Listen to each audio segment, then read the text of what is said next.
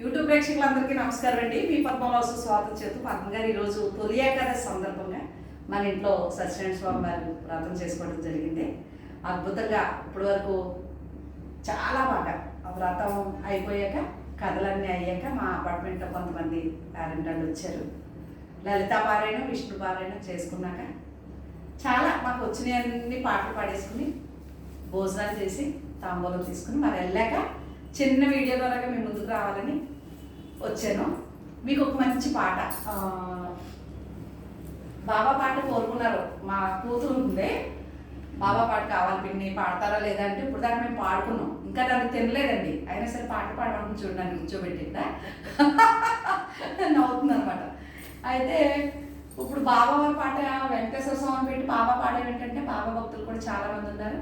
బాబా కూడా సాయి సత్యవ్రతాలు జరుగుతూ ఉంటాయి. ఆ అమ్మాయి బాబా ఇష్టం ఎవరైతేనండి భగవంతుడు. ఈ నిమిషంలో ఈరోజు తొలి ఏకాదశి సందర్భంగా మనం ఒక బాబా వారి పాడుతుంది చిన్న పిట్టు.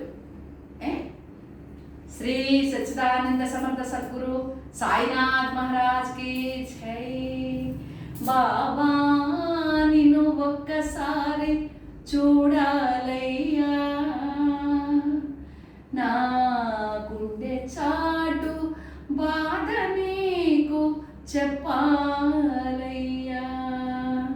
బాబా నిన్ను ఒక్కసారి చూడాలయ్యా, నా గుండె చాటు బాధ నీకు చెప్పాలయ్యా.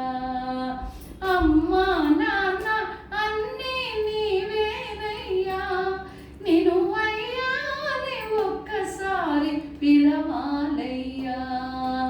బాబా నిన్ను ఒక్కసారి చూడాలయ్యా, నిన్ను చూపి మా అమ్మ నన్ను వదిలి వెళ్ళింది, నీ సేవకు మా అమ్మ నాకు జన్మనిచ్చింది.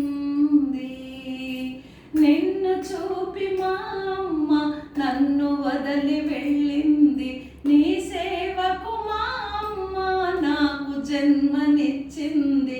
కలలన్నీ తీర్చేవని కథలెన్నో చెప్పింది, కన్నీళ్లు తుడిచేవని కనుచూపునిచ్చింది.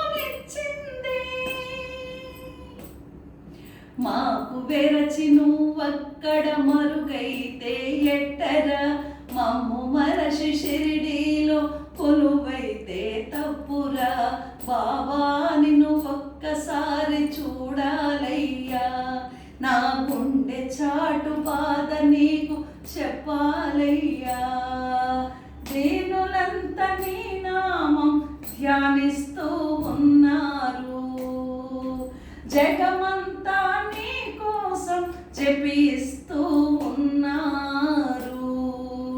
దీనులంతా నీ నామం ధ్యానిస్తూ ఉన్నారు, జగమంతా నీ కోసం జపిస్తూ ఉన్నారు. భక్తులను కరుణించే దైవము నీవన్నారు, బాధలను తొలగించే బంధువు నీవన్నారు.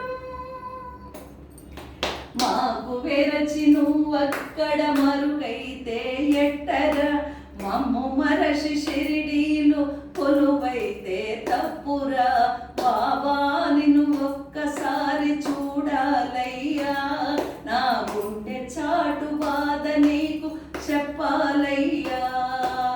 అమ్మా నాన్న అన్నీ నీవేనయ్యా, నిన్ను అయ్యా నిన్ను అయ్యా నీ ఒక్కసారి పిలవాలయ్యా.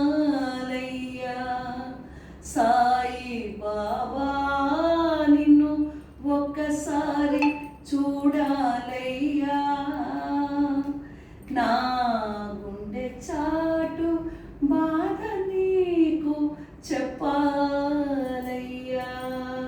సమర్థ సద్గురు సాయినాథ్ మహారాజ్ కి జై.